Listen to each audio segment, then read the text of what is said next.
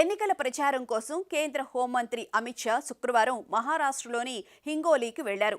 ఈ సందర్భంగా election commission అధికారులు హెలికాప్టర్లో ఉంచిన బ్యాగులు, ఇతర వస్తువులను పరిశీలించారు.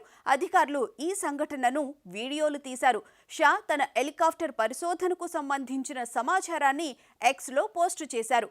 ఈ రోజు మహారాష్ట్రలోని హింగోలీ అసెంబ్లీ నియోజకవర్గంలో ఎన్నికల ప్రచారంలో ఎన్నికల సంఘం అధికారులు నా హెలికాప్టర్ను తనిఖీ చేశారు. నిష్పక్షపాత ఎన్నికలు, ఆరోగ్యకరమైన ఎన్నికల విధానంపై బీజేపీకి విశ్వాసం ఉంది. బీజేపీ గౌరవప్రదమైన ఎన్నికల సంఘం రూపొందించిన అన్ని నిబంధనలను కూడా అనుసరిస్తుంది అంటూ తన పోస్టులో అమిత్ షా పేర్కొన్నారు. ఎన్నికల సంఘం అధికారులు నవంబర్ 11న యవత్మాల్లో, నవంబర్ 12న ఉస్మానాబాద్లో ఉద్ధవ్ ఠాక్రే బ్యాగును చెక్ చేశారు.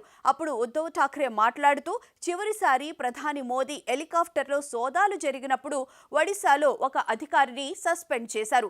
మీరు నా బ్యాగ్ని తనిఖీ చేశారు, పర్వాలేదు, కానీ మోడీ, అమిత్ షాల బ్యాగులు కూడా చెక్ చేయాలని అధికారులకు సవాల్ విసిరిన సంగతి తెలిసిందే.